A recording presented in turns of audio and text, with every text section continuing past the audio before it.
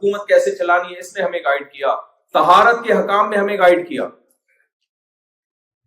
آج دنیا میں صفائی کی باتیں ہو رہی ہیں، محمد صلی اللہ علیہ وسلم نے اس وقت طہارت کے حکام بیان کیے ہیں جب صفائی اور ستھرائی کے لفظ سے لوگ واقف نہیں۔ میں مدرسے میں جب گیا نا تو ہم نے جب کتاب شروع کی، فقہ کی سب سے پہلی کتاب ہے قدوری، یعنی جو اسلامک لاز ہے نا، جو بعد میں فقہاء نے پورے اسلام کے قوانین کو مرتب کیا نا بھائی، ترتیب سے اس کو جمع کیا بھائی۔ تو ترتیب جب دی جاتی ہے نا اسلامی قانون کو، اس میں سب سے پہلے طہارت کے ابواب آتے ہیں، یعنی اسلام کے جو قوانین شروع ہوتے ہیں وہ سب سے پہلے کہاں سے شروع ہوتے ہیں؟ صفائی ستھرائی سے۔ نہیں آئی میرا خیال ہے بات سمجھ میں؟ دنیا میں کوئی وکیل کو کہے کہ یار اس ملک کا قانون میرے سامنے لا کے رکھو، قانون کی کتابیں، تو آپ کا کیا خیال ہے صفائی سے شروع ہوگی؟ وہ ہے بھائی، صفائی بھی ایک چیپٹر ہوگا اس میں کہ کوئی کچرا پھینکے تو اس پہ یہ جرمانہ ہوگا، کہیں صفحہ نمبر 356 پہ جا کے کوئی شیخ ہوگی۔ حضرات فقہائے کرام نے، ابو حنیفہ، امام شافعی، امام مالک، امام احمد بن حنبل، یہ جو 4 بڑے بڑے فقہاء تھے جنہوں نے اسلامک لا کو مرتب کیا یا کروایا، تو ان میں جب اسلامی قانون کو کتابی شکل میں ریٹن فارم میں لایا گیا ہے تو تمام فقہاء، تمام علماء جو لا اور قانون کی ابتدا کرتے ہیں وہ کہاں سے کرتے ہیں؟ کتاب الطہارہ، صفائی کا باب۔ یہ بھائی سارے ایک جیسے کیوں سب کتاب الطہارہ سے کیوں شروع کر رہے ہیں؟ اس کی وجہ یہ ہے کہ انہوں اسلام میں سب سے پہلی چیز جو نظر آئی وہ کیا تھی؟ تو صفائی ستھرائی۔ انہوں نے دیکھا کہ نبی صلی اللہ علیہ وسلم کے پاس جب کوئی غیر مسلم مسلمان ہوتا ہے تو سب سے پہلے اس کو غسل اور طہارت کا حکم دیا جاتا ہے، باقی احکام بعد میں۔ انہوں نے دیکھا کہ قرآن مجید کی آیات میں جو سب سے پہلی آیت نازل ہوئی، اقرأ، آپ پڑھیے، اور پھر حکم دیا جا رہا ہے وَثِيَابَكَ فَطَهِّرْ، اپنے کپڑوں کو پاک اور صاف رکھیے۔ تو حضرات فقہاء نے دیکھا کہ جہاں بھی غیر مسلم اسلام میں داخل ہو رہا ہے یا اسلام کے احکام کو ہم فالو کرنا شروع کر رہے ہیں تو سب سے پہلا جو حکم ہماری طرف متوجہ ہوتا ہے وہ کیا ہے؟ طہارت۔ یار یہ سائنس 1400 سال پہلے ایک ایسی شخصیت جو نہ لکھنا جانتی ہے اور نہ پڑھنا جانتی ہے، ایک پسماندہ علاقے میں پیدا ہوئی، جن کا تعلیم اور تہذیب اور تمدن سے دور دور کا بھی کوئی واسطہ نہیں۔ اس سے پتہ چلتا ہے بھائی یہ آپ کا پیغام نہیں ہے، یہ کس کا پیغام ہے؟ میسنجر آف گاڈ ہے، یہ خدا کا پیغام۔ دیکھو آپ کے پاس ایک سادہ سا شخص آیا جو ایک پیپر پہ بڑا بہترین اس نے مضمون لکھا، بڑا خاندانی مضمون لکھا۔ آپ نے مضمون پڑھا، آپ نے دیکھا یار کیا رائٹنگ بھی بڑی خوبصورت ہے اور بڑے القاب اور آداب کے ساتھ ایک بڑی تمیز سے اس نے ایک ٹاپک پہ کلام کیا ہے۔ تو لیکن آپ نے اس کا ڈریس دیکھا کہ بھائی یہ کوئی یونیورسٹی کا پروفیسر تو نہیں لگ رہا، ڈریس سے عام سادہ سا ڈریس ہے۔ آپ نے دیکھا کہ یار شاید کوئی بڑا پروفیسر اور ڈگریاں پوچھی تو کوئی ڈگری بھی اس کے پاس نہیں ہے، انکوائری کی پتہ چلا بھائی یہ تو گاؤں کا رہنے والا ہے، تو آپ فوراً اندازہ لگا لو کہ بھائی یہ اس کا، بولے نا، یہ اس نے نہیں لکھا، یہ اس کا مضمون نہیں، یہ اس کو کسی نے دیا ہے۔ یہی بات ہے محمد صلی اللہ علیہ وسلم کی جو تعلیمات ہے نا، ان تعلیمات کو دیکھ کے صاف پتہ چل جاتا ہے اسلام محمد صلی اللہ علیہ وسلم کا بنایا ہوا نہیں ہے، یہ کسی اور کا ہے۔ کون تھا بھائی اس زمانے میں؟ جو تھا تو وہی آ جاتا نا، کیا خیال ہے بھائی؟ وہ خود ہی دعویٰ کر دیتا نبوت کا۔ تو سب سے پہلے طہارت، اور آج کی صفائی میں اور 1400 سال پرانے جو نبی نے صفائی کا نظام پیش کیا، آپ دونوں کو کمپیئر کریں گے نا تو وہ 1400 سال والا سسٹم آج سے کروڑا گنا بہتر نظر آئے گا آپ کو۔ میں کمپیئر کرتا ہوں، آج جو دنیا صفائی کی باتیں کر رہی ہے وہ تو 100 سال پہلے تو صفائی تھی نہیں۔ 100 سال پہلے ترقی یافتہ ملکوں کو آپ جا کے دیکھیں نا تو صفائی کے علاوہ سب کچھ ملے گا۔ اب میں زیادہ اس کی گہرائی میں نہیں جاتا۔ دنیا نے جب تعلیم آئی، دنیا کے پاس ایجوکیشن آئی، ترقی آئی، تو ترقی یافتہ ملکوں نے اپنے ملکوں کو صاف کرنا شروع کیا، لوگوں کو اویئر کیا بھائی صاف رہا کرو، جراثیم پھیلتے ہیں، ہاتھ واش کرو وغیرہ وغیرہ، جو بھی صفائی ستھرائی کے معیار ہیں پوری دنیا میں جو چل رہے ہیں آج کل، یہ کرو، چھینکو نہیں کسی کے منہ پہ جا کے، تھوکو نہیں کسی کے منہ پہ جا کے۔ ہم لوگ جب کرونا کے دنوں میں نا ایک دوسرے پہ منہ وہ کہہ رہے تھے ایس او پی اس پر کرو, 6 فٹ کا فاصلہ رکھو. اور اب پاکستان میں جو خاص طور پہ, میں تو چونکہ مولانا آدمی ہوں, ہر آدمی مجھ سے ملنے کے لیے تو ہر آدمی منہ پہ آ کے چیخ رہا ہوتا ہے. چھینک آ رہی تھی ادھر آ کے چھینکتے تھے منہ پہ. ہمارے صبر کا امتحان لیا لوگوں نے. ہمیں بھی کورونا ہوا, پھر کووڈ ہوا, بٹ بچ گئے, اللہ کا فضل ہو گیا. ورنہ قوم کا ارادہ یہ تھا کہ اس کو مارنا ہے. تو کوئی ایس او پیز نہیں, کوئی صفائی ستھرائی کا نظام اب خراب ہو گیا سارا. تو آپ اگر اسلام کے طہارت کے نظام کو کمپیئر کریں آج کے نظام سے, تو اسلام اس میں بھی کیا ہے, جو محمد صلی اللہ علیہ وسلم نے نظام پیش کیا نا, وہ آج بھی کیا ہے, سپیریئر. مثال کے طور پر اسلام کی جو صفائی شروع ہوتی ہے سب سے پہلے پیٹ سے. انٹیریئر سب سے زیادہ صاف ہونا چاہیے. اس میں سب سے پہلے اسلام نے حکم دیا, کلوا من الطیبات, اے ایمان والو گندی چیزیں مت کھاؤ. آپ نیٹ کلین روزانہ تیزاب سے ڈیٹول سے نہاتے ہو, کھا گند رہے ہو. دنیا تو صاف ستھرا کہے گی, کیونکہ دنیا میں گند کھانے والے کو گندا سمجھا جاتا ہی نہیں ہے. اسلام آپ کو صاف ستھرا قرار نہیں دے. سب سے پہلے اسلام نے فوکس کیا آپ کے پیٹ میں کیا اترنا چاہیے. میرا بیان سمجھ میں آ رہا ہے کہ نہیں آ رہا؟ میں کمپیئر کر رہا ہوں اس جو 1400 سال پہلے محمد صلی اللہ علیہ وسلم دین لے کر آئے اور آج دنیا میں جو کرائٹیریا اور معیار ہے, تو کمپیئر کر رہا ہوں. یار وہ 1400 سال پرانا زیادہ اچھا ہے, کیونکہ آج دنیا میں صفائی میں اندر کیا ڈال رہے ہیں اس کا تو کوئی ہے ہی نہیں, اس کا تو کوئی سسٹم ہی نہیں ہے. محمد صلی اللہ علیہ وسلم نے جو صفائی کا نظام پیش کیا, اصل میں ہم لوگ یہ دیکھ رہے ہوتے ہیں کہ اگر اسلام سچا ہے تو مسلمان اتنے میلے کیوں ہیں, یہ بڑا مسئلہ ہوتا ہے. یہاں جب نوجوان آتے ہیں نا, وہ کہتے ہیں ادھر کراچی میں گٹر کے ڈھکن نہیں ہے, گٹر ابل رہے ہیں, اور ادھر ایک چرسی پڑا ہوا ہے, اور ادھر دوست ہمارا ایک جاننے والا تھا, وہ نہاتا ہی نہیں تھا. اللہ نے اس کو پتہ نہیں اتنا اسٹیمنا دیا تھا, صرف عید پہ نہاتا تھا. اس کے بارے میں مشہور تھا. میں اس سے گلے نہیں ملتا تھا, میں تھوڑا سا دور ہی رہتا تھا کہ یار سنو کہ اتنا بھی امیون سسٹم بڑھا کے ہم نے کیا کیا. تو جس کا امیون سسٹم ہم نے بوسٹ کرنا ہوتا تھا نا, اس کو بھیج دیتے تھے گلے ملوانے. اب دیکھتا ہوں مفتی خالد صاحب اس کا کیا ترجمہ کرتے ہیں.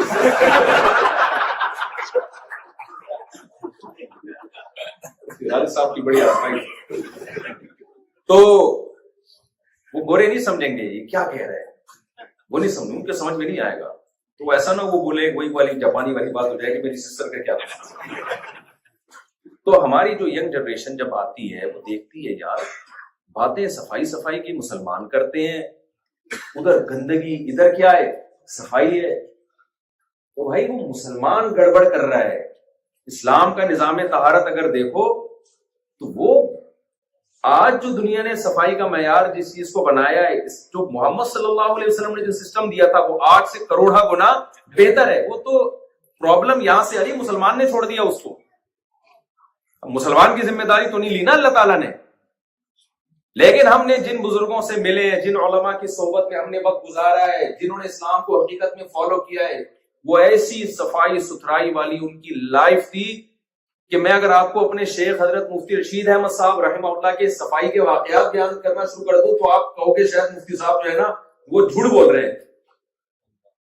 ہم نے اصل میں ہمارے جیسے آڑے ترچھے لوگوں کو دیکھا ہوا ہوتا ہے, جو اہل اللہ کی صحبت میں آپ جو سچی مچی کے اللہ والے لوگ ہیں نا, آپ ان کی صحبت میں وقت گزارے تو پتہ چلے گا کہ اسلام میں کتنا حسن ہے اور حقیقی اسلام ہے کیا. تو اسلام کی جو طہارت ہے, میں ذرا جلدی جلدی اس کو ٹاپک کو مکمل کروں. وہ سب سے پہلے کہاں سے شروع ہوتی ہے, کھانا کیا ہے, گندا نہیں کھانا. تو گندگی سے متعلق اسلام نے احکام دیے. پہلا لفظ اسلام نے کیا بتایا, کلوا من الطیبات, پاکیزہ کھانا ہے, گندا نہیں کھانا. اب گندگی کی قسمیں بھی اسلام نے بیان کی. دیکھو جب بھی کوئی حکم مبہم بیان کیا جائے گا نا, اس کی ڈیٹیل آپ بیان نہیں کریں گے, اس کا مطلب آپ اس حکم پر عمل کروانا ہی نہیں چاہتے. مثال کے طور پر میں کسی کو مناظرے کا چیلنج کروں کہ آؤ میرے ساتھ مناظرہ کرو, اگلا کیا میں آ رہا ہوں, کس ٹاپک پہ بات ہوگی, میں کہوں کسی ٹاپک پہ نہیں, بس آ جاؤ. اس کا مطلب ہے کہ آپ بات چیت کرنا چاہتے ہی نہیں. پھر ٹاپک دے دیا, چلو بھائی کتنی دیر تم بات کرو گے, کتنی دیر میں کہوں چھوڑو ان باتوں میں کیا رکھا ہے, آ جاؤ بات کرتے ہیں. اس کا مطلب کہ جو آدمی ڈیٹیل میں نہیں جانا چاہ رہا, اس کو ایکسپلین نہیں کر رہا, اس کی شرائط متعین نہیں کر رہا, اس کا مطلب وہ بات چیت کرنا چاہتا ہی. تو خوب یاد رکھو، جب بھی کوئی آرڈر مبہم مجمل دیا جائے اس کو آپ ڈیٹیل میں جا کے ایکسپلین نہیں کر رہے ہوتے، اس کا مطلب آپ صرف ایک فارمیلٹی پوری کر رہے ہو، آپ لوگوں کو اس حکم پر چلانا نہیں چاہتے. جیسے اہم ٹاپک ہے آج کل، اس میں لوگ احتیاط نہیں کر رہے. بسم اللہ الرحمن الرحیم. بات یہاں سے چل رہی تھی کہ اسلام نے جو صفائی کا نظام پیش کیا ہے اتنا خاندانی ہے کہ اب تک دنیا اس کا آلٹرنیٹ نہیں ڈھونڈ سکی. تو میں عرض کر رہا تھا کہ جانور میں بھی اللہ نے ہمیں بتایا کہ حلال کیا ہے اور حرام کیا ہے، کیونکہ پیٹ میں کیا چیز ڈالنی ہے؟ صاف پاکیزہ چیزیں. پھر جانور کو ذبح کرنے کا حکم ہے تاکہ اس کی گندگی اس کے جسم سے نکل جائے. خون درندوں کے پینے کی چیز ہے، انسانوں کے کھانے اور پینے کی چیز خون نہیں ہے. پھر اللہ نے یہ بھی حکم دیا کہ جانور ذبح کرتے ہوئے اس پہ اللہ کا نام لو. اس میں بہت ساری حکمتیں، اس کا اصل مقصد ہے عقیدہ توحید کو زندہ رکھنا. مشرکین بتوں کے نام پہ جانور ذبح کیا کرتے تھے، لیکن اس میں ایک بہت بڑی حکمت یہ بھی ہے کہ جو جانور ہے نا، ہمیں کوئی حق نہیں ہے کہ ہم اپنی غذائیت کے لیے ان سے زندگی کا حق چھین لیں. جو لوگ خدا کے منکر ہیں وہ کس بیس پہ جانور کو کاٹ کے کھاتے ہیں؟ بھائی جب اتفاق سے پیدا ہوئے ہیں تو جتنا حق آپ پہ زندہ رہنے کا ہے اتنا ہی بولو نا اس کو بھی زندہ رہنے. ہم جانور پہ اللہ کا نام لیتے ہیں. اس میں ایک حکمت یہ بھی ہے، یہ بتانے کے لیے کہ اگر اللہ کی طرف سے پرمیشن نہ ہوتی تو ہم ان جانوروں کو کھانے ہمارے لیے حلال نہ ہوتا. جس نے بنایا ہے اس نے ہمارے لیے ان جانوروں کو حلال کیا ہے، لہٰذا ہم اس کا نام لیں گے. جب آپ ان غیر مسلم کنٹریز میں آتے ہیں نا تو حلال و حرام کی فکر بہت سے لوگ چھوڑ دیتے ہیں. یہ جائز نہیں ہے آپ کے لیے. اور یاد رکھیں یہ مشین کا جو ذبیحہ ہے یہ حلال نہیں ہے. اللہ نے حکم دیا لا تأکلوا مما لم یذکر اسم اللہ علیہ. جس جانور پر اللہ کا نام نہ لیا جائے وہ مت کھاؤ. آپ کہہ سکتے مشین بھی تو اللہ کا نام لے رہی ہے. قرآن نے ہمارے لیے 3 قسم کی قوموں کے ذبح کردہ کھانے کو حلال قرار دیا ہے. ایک مسلمان، ایک یہودی اور ایک عیسائی جو اپنے مذہب پر کو فالو کرتے ہوں. آج کل بہت سارے کرسچن ایسے ہیں جو ایتھیسٹ ہو چکے ہیں، ملحد ہو چکے ہیں، ان کی بات نہیں ہو رہی. جو واقعی حضرت عیسیٰ علیہ السلام کو اللہ کا نبی مانتے ہو اس کے ذبیحے کو اللہ نے حلال قرار دیا ہے. ان 3 مذہبوں کے علاوہ کسی کے ذبح کردے کو اللہ نے حلال قرار نہیں دیا. تو مشین کا کوئی مذہب ہوتا ہے؟ بولو بھائی کیا ہو گیا؟ مشین کا تھوڑی کوئی مذہب ہوتا ہے. تو اللہ نے اس کی بھی شرط لگائی ہے کہ جو پیغمبروں کو مانتے ہوں، آسمانی کتابوں کو کسی بھی درجے میں مانتے ہوں. یہی وجہ ہے کہ ہندو جب ذبح کرے گا تو ہمارے لیے حلال نہیں ہے. سکھ جب ذبح کریں گے تو چاہے 100 دفعہ اللہ کا نام لے لے ہمارے لیے حلال نہیں، کیونکہ پیغمبروں کے سلسلے کو نہیں مانتے. یہودی مانتے ہیں، عیسائی مانتے ہیں، مسلمان مانتے ہیں، اس لیے ان کا ذبیحہ حلال ہے. تو جب آپ سب لوگ جو اس بات کا اہتمام کریں گے کہ بھائی ہینڈ سلاٹر ہونا چاہیے، ہاتھ کا ذبیحہ ہونا چاہیے، تو یہاں کی گورنمنٹ آپ کو سہولت دے گی. ضرورت ایجاد کی ماں ہے نا، جس چیز کی ضرورت ہوتی ہے وہ چیز سوسائٹی میں آ جاتی ہے. لوگ اکثر مورگیج کا مسئلہ پوچھتے ہیں کہ جی ہم بینک سے اگر گھر نہیں لیتے تو بھائی گھر تو ہماری ضرورت ہے. یقیناً گھر آپ کی ضرورت ہے، ذاتی گھر آپ کی ضرورت ہے. سمجھ رہے ہیں؟ گھر ضرورت ہے لیکن ذاتی گھر کا ہونا آپ کی ضرورت نہیں ہے. اگر مسلمان اس طرح سودی قرضے لے لے کے گھر بنانا شروع کر دیں گے تو سود کے خلاف آواز کون اٹھائے گا؟ پھر اتنی بڑی تعداد مسلمانوں کی ہو، جب گورنمنٹ کو پتا ہوگا بھائی مسلم جو ہیں وہ مورگیج پہ گھر نہیں لیتے تو وہ خود اسلامک بینکنگ کو پروموٹ کریں گے. ان کا کیا جا رہا ہے؟ گورنمنٹ کا تھوڑی کوئی نقصان ہے اسلامک بینکنگ کو یا سودی بینکنگ کو. کہنے بھائی ہم جب بہت زیادہ مسلمان وہ دیکھیں گے کہ یہ لوگ نہیں گھر لے رہے ہم سے تو وہ کیا کریں گے؟ اسلامک بینکنگ کی طرف آئیں گے. وہ اگر مسلمان ادھر چلے گئے تو پھر یہ کام نہیں ہو سکتا. تو اسلام نے ہمیں بتایا کہ کھانا کیسے. دوسری سب سے پہلے پیٹ کو صاف رکھنا ہے. پھر نجاست کی دوسری قسم ہے کہ چوری کا مال نہ ہو، حرام طریقے سے کمایا ہوا نہ ہو، یہ بھی نجس ہے. مثال کے طور پر آپ نے آب زمزم کی 2 بوتلیں پی ہیں لیکن وہ چوری کر کے لائے تھے آپ، یا آپ نے چوری کے پیسوں سے خریدی تو قرآن کے مطابق وہ بھی ناپاک ہے آپ کے لیے، حالانکہ وہ کیا ہے؟ آب زمزم. لیکن چونکہ حرام مال سے خریدا گیا ہے تو نبی صلی اللہ علیہ وسلم نے فرمایا حرام کا جب ایک نوالا انسان کے جسم میں آتا ہے اس کی نہ دعا قبول ہوتی ہے، اللہ اس کی نمازوں سے برکت اور نور، حدیث کا مفہوم ہے، ختم کر دیتے ہیں. تو یہ بھی گندگی ہے کہ آپ حرام مال سے کوئی چیز کھا رہے ہو. آپ نے پاکیزہ مال سے کھانا ہے، جوئے سے کمایا ہوا نہ ہو، چوری سے کمایا ہوا نہ ہو. کسی کو دھوکہ دے کے نہ کمایا ہو آپ نے. پھر اس کے بعد صفائی شروع ہوتی ہے منہ کی. پیٹ کے بعد کس کا حصہ آتا ہے؟ آج دنیا نے ٹوتھ پیسٹ اور ٹوتھ برش ایجاد کیے ہیں, لوگوں کو اویئر کیا جا رہا ہے بھائی دانتوں کو صاف رکھنا چاہیے. 1400 سال پہلے رسول اللہ صلی اللہ علیہ وسلم جو نہ لکھنا جانتے تھے نہ پڑھنا جانتے تھے, اس زمانے میں جب لوگوں میں دانتوں کی صفائی کا رواج نہیں تھا, اس قدر مسواک کا اور دانتوں کو صاف رکھنے کا حکم دیا کہ اس کی نظیر ہمیں ماضی میں کہیں بھی نہیں. ایسی تہذیب کہ آپ باہر سے میلے اور دانت آپ کے گندے ہو تو جو کچھ بھی آپ کھا رہے ہو کیا وہ پاکیزہ ہو سکتا ہے؟ وہ صاف ہو سکتا ہے؟ صبح اٹھتے ہوئے مسواک ہو رہی ہے, رات کو سوتے ہوئے مسواک ہو رہی ہے, ہر نماز سے پہلے مسواک ہو رہی ہے. اور کمال کی بات یہ کہ دنیا سے جاتے ہوئے بھی مسواک ہو رہی ہے. ارے بھائی اب تو دنیا سے جانے کا وقت ہے. آپ کسی بھی عالم سے پوچھیں کہ بھائی نبی صلی اللہ علیہ وسلم نے دنیا سے جاتے ہوئے سب سے آخری عمل کیا کیا ہے؟ بھائی دانت صاف کر کے گئے. یار ایسی تہذیب ہے بھائی. یہ جو فرعونیوں کی لاشیں دریافت ہوئی ہیں نا 4000 سال پہلے, میں نے خود بی بی سی میں رپورٹ پڑھی ہے کہ ان کے دانتوں پہ جو تحقیق ہوئی ہے اس سے پتہ چلتا ہے پوری قوم میں کوئی بھی کمبخت ایسا نہیں جو دانت صاف کرتا ہو. سمجھ میں آ رہی ہے بات؟ ان کے دانتوں پہ جو تحقیق ہوئی ہے نا اس سے پتہ چلتا ہے کہ پوری قوم میں کوئی بھی کمبخت ایسا نہیں تھا جس کو دانتوں کی صفائی کی تو. حالانکہ بادشاہ تھے, رائل فیملی کے لوگ تھے, ان میں تو صفائی ویسے ہی زیادہ ہوتی ہے, دانت کوئی بھی صاف نہیں. دانتوں کو صاف کرنے کے بارے میں جو رہنمائی ملی ہے لوگوں کو وہ پیغمبروں سے ملی ہے. موسیٰ علیہ السلام مسواک کیا کرتے تھے, ابراہیم علیہ السلام مسواک کیا کرتے تھے, یعقوب علیہ السلام, یوسف علیہ السلام, جن کا بھی پیغمبروں سے لنک ہے ان میں تو آپ کو مسواک اور دانتوں کی صفائی نظر آئے گی. جن قوموں کا پیغمبروں سے رشتہ کمزور ہو گیا ان میں جب تک سائنسدانوں نے یا ڈاکٹروں نے اس کو پروموٹ نہیں کیا ہے اس وقت تک ان میں دانتوں کی صفائی کا کوئی تصور نہیں تھا. سمجھ میں آ رہی ہے کہ نہیں آ رہی ہے بات؟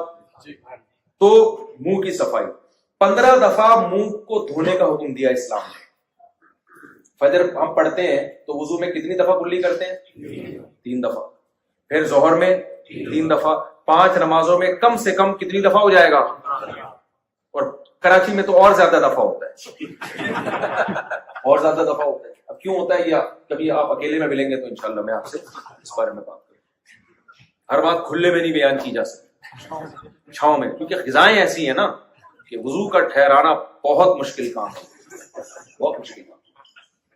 ویسے تو یہاں بھی یہی غذائیں ہیں, اتنا زیادہ احساس سے کمتری میں جانے, پیزے برگر تو یہاں بھی لوگ کھا رہے ہیں, بلکہ یہاں زیادہ کھا رہے ہیں. ہم تو پھر بھی تھوڑی سی نیچرل غذا کھا لیتے ہیں. ہر چیز میں ہم خراب نہیں ہے, یہ ذہن میں رکھیں. بہت ساری چیزیں ہماری خاندانی ہیں. یہاں کوئی انگریز سے پراٹھا ہضم کروا کے دکھاؤ, جو پراٹھے ہم کھاتے ہیں نا وہ کسی گورے کو بولے تو بہت بڑا فنٹر ہے, یہ 2 پراٹھے ہضم کر کے دکھاؤ. خیر, تو پھر تیسرے نمبر پہ صفائی میں لباس آتا ہے یا باڈی آتی ہے؟ آپ کی باڈی آتی ہے. لباس باہر کی چیز ہے نا. تیسرے نمبر پہ کیا آتی ہے؟ جسم. نبی صلی اللہ علیہ وسلم نے دن میں 15 دفعہ منہ کے دھونے کا حکم دیا ہے, قرآن میں ہے. 15 دفعہ بازو, 15 دفعہ پاؤں, 1 دفعہ سر کا مسا اور کانوں میں مسا.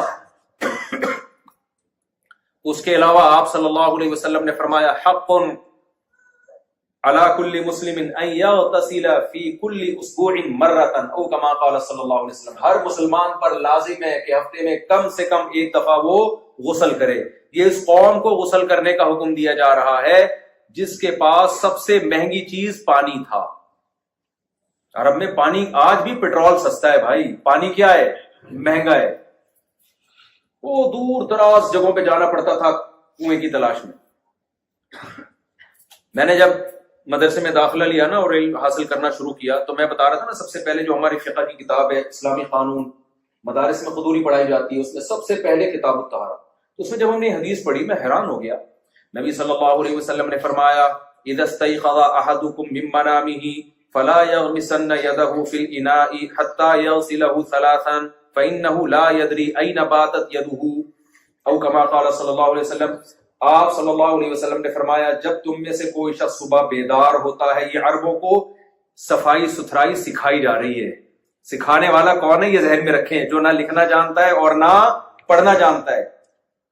آپ صلی اللہ علیہ وسلم فرما رہے ہیں جب تم میں سے کوئی شخص صبح اٹھے تو برتن میں اس وقت تک ہاتھ نہ ڈال لے جب تک اپنے ہاتھ کو 3 دفعہ دھو نہ لے، اس لیے کہ اسے پتا نہیں ہے اس کے ہاتھ نے رات کہاں گزاری ہے۔ سمجھ میں آ رہی ہے بات؟ رات میں کوئی کتا بھی آ سکتا ہے، کوئی جانور آ سکتا ہے، کوئی گندگی لگ سکتی ہے، اپنی شرمگاہ پہ ہاتھ بھی لگ سکتا ہے، کسی کا پسینہ لگ سکتا ہے، بیسیوں امکانات ہیں۔ یقین نہیں ہے نجس ہونے کا، یقین نہیں ہے، امکان کی بیس پہ حکم دیا جا رہا ہے کہ وہ پانی جس سے تم نے وضو کرنا ہے یا غسل کرنا ہے یا پینے کے لیے استعمال کرنا ہے، اس میں تمہیں 3 دفعہ ہاتھ دھوئے بغیر ہاتھ ڈالنے کی اجازت نہیں ہے۔ صفائی کا یہ تصور میں سمجھتا ہوں اب بھی سوسائٹی میں نہیں ہے جو 1400 سال پہلے محمد صلی اللہ علیہ وسلم نے پیش کیا ہے۔ تبھی تمام فقہاء ایک مسئلہ بیان کرتے ہیں، بھائی بالٹی میں اگر پانی رکھا ہے، غسل سے پہلے آپ کسی طرح مگے سے کسی طرح چلو سے اپنے ہاتھوں کو پہلے 3 دفعہ اچھی طرح دھوئیں، اس کے بعد آپ ہاتھ ڈالیں۔ اور ہمارے یہاں کیا ہوتا ہے، لنگی پہن کے ڈائریکٹ ڈبکی لگا رہے ہوتے ہیں لوگ۔ کیا خیال ہے بھائی؟ ڈبکی لگا رہے ہوتے ہیں۔ پانی سے استنجا یہ کس نے سکھایا ہے؟ محمد صلی اللہ علیہ وسلم سکھایا۔ لہذا جن قوموں میں محمد صلی اللہ علیہ وسلم کی تعلیمات نہیں ہے ان میں اب تک پانی سے استنجا کا رواج نہیں۔ کیوں؟ اس کا تعلق آپ کی باڈی سے ہے، باڈی کو زیادہ فوکس کر رہا ہے۔ قرآن میں ان لوگوں کے بارے میں تعریف نازل ہوئی جو پانی سے استنجا کیا کرتے تھے، فیہ رجال یحبون ان یتطہروا واللہ یحب المطہرین، اللہ پاکیزہ رہنے والوں کو پسند کرتا ہے۔ یہاں پاکیزہ رہنے والے سے کون مراد ہیں؟ جو پانی سے استنجا کیا کرتے تھے۔ آپ بھی دنیا میں گئے ہوں گے بہت سارے کنٹریز میں، صرف اسلامی ملکوں میں آپ کو واش روم میں پانی نظر آئے گا، باقی جگہوں پہ نہیں ہے۔ اب جاپان میں آ گیا، وہ بھی انہوں نے مسلمانوں سے سیکھا ہے، لیکن چلو اچھی بات ہے، تو اچھی چیز وہ لوگ لے لیتے ہیں، اور پھر ایسا خاندانی آیا ہے کہ وہ ہمارے یہاں نہیں ہے۔ جاپان تو پھر جاپان ہے نا، آدمی ایسے ٹیکنیکل سسٹم ہے کہ آدمی بس نہلا کے دل بڑھا کے ایسا لگتا ہے کہ صدیوں کے گناہ معاف ہو گئے۔ ان کی تو مشینری ہے نا کہ ہر چیز بٹن دباؤ بس۔ ابھی کیا میں آپ کبھی جائیں جاپان تو پھر آپ کو پتا چلے گا کہ جاپان کے واش روم کیسے خاندانی ہو گئے ہیں۔ تو پانی سے استنجا سکھایا، پھر غسل سکھایا، غسل جنابت دنیا کی کسی قوم میں نہیں ہے۔ پھر ہمیں یہ بتایا رسول اللہ صلی اللہ علیہ وسلم نے فرمایا 10 چیزیں پیغمبروں کی فطرت ہیں، ان میں بہت سی چیزوں کا صفائی سے تعلق ہے۔ اس میں آپ نے فرمایا ناخن تراشنا۔ آج ہماری خواتین کے چنگیز خان کی طرح بڑے بڑے ناخن ہوتے ہیں، اس کو سمجھتی ہیں کہ بڑے بڑے اچھے لگ رہے ہیں۔ بھائی یہ فطرت کی وقت سے بغاوت ہے، یہ نیچر سے بغاوت ہے۔ آپ کو کھانے میں بھی تکلیف ہو رہی ہے، اور پھر تمہارا ہوگا کیا اگر تمہاری بیوی کو غصہ آیا اور اس نے ناخن دیا۔ لوگ اپنی بیویوں کو کہہ رہے ہوتے ہیں ناخن بڑھاؤ مجھے پسند ہے، غصہ آ گیا اور اس نے گھونپ دیے آپ کے اندر۔ یہ نہیں، بہت معذرت کے ساتھ خواتین کو میں کہوں گا، بھائی وہ زینت اختیار کرو جو فطرت کے قریب ہے۔ کس قدر ٹینشن ہے آپ بتائیں، ایک ہفتہ ناخن بڑھ جاتے ہیں، ہر وقت انگلیوں میں الجھن ہوتی ہے کہ نہیں؟ ہمارے تو ہوتی ہے، ایسے الجھن شروع ہو جاتی ہے ہر وقت، یار کاٹے کسی طریقے۔ آپ نے 2 مہینے سے بڑھائے ہوئے ہیں، یہ زینت نہیں ہے بھائی، یہ تغییر خلق اللہ ہے، اللہ کی تخلیق کو بگاڑنا ہے۔ آپ کاٹے ناخن، آپ کو سکون ملے گا، کوئی حسن نہیں ہے اس میں ناخن بڑھانے میں۔ تو نبی صلی اللہ علیہ وسلم نے حلق عانہ، زیر ناف بال کے صاف کرنے کا حکم دیا۔ آپ صلی اللہ علیہ وسلم نے نتف الابط، بغلوں کے بالوں کی صفائی کا حکم دیا۔ دنیا کی کسی قوم میں اس صفائی کا اہتمام نہیں تھا۔ جو ختنے کا حکم دیا ہے اس کی بھی بڑی وجہ صفائی ستھرائی ہے، گندگی نہ ہو۔ یار یہ 1400 سال پہلے تعلیمات دی جا رہی ہے جو اب تک بھی دنیا کی بہت سی پڑھی لکھی قوموں کو یہ تعلیمات سمجھ میں نہیں ہے، ابھی تک فالو نہیں کیا جا رہا ان کو، کیونکہ ان سب چیزوں کا تعلق آپ کی باڈی سے۔ پھر ہے لباس کی طہارت، کیسے خاندانی احکام دیے، کپڑوں پہ گندگی لگ جائے تو نماز قبول نہیں ہوگی، اور 5 ٹائم نماز پڑھنا آپ کی ذمہ داری۔ جب 5 ٹائم نماز پڑھنی ہے تو کپڑے ناپاک رکھ نہیں سکتے آپ۔ پھر گھروں کو صاف کرنے کا حکم دیا، فنائے دار گھروں کے باہر کی صفائی کا حکم دیا۔ ابو داؤد کی حدیث ہے، آپ صلی اللہ علیہ وسلم نے جوڑوں کی صفائی کا حکم دیا غسل کے دوران۔ یہ جو جوڑ ہوتے ہیں نا، آپ کو یاد ہے بچپن میں مائیں واش روم میں لے جا کے جب نہلاتی تھی تو کیسی لڑائی ہوتی تھی نا پتھر سے، مجھے اب تک وہ پتھر یاد ہے، ہماری اماں گھستی تھی یہاں گھٹنوں۔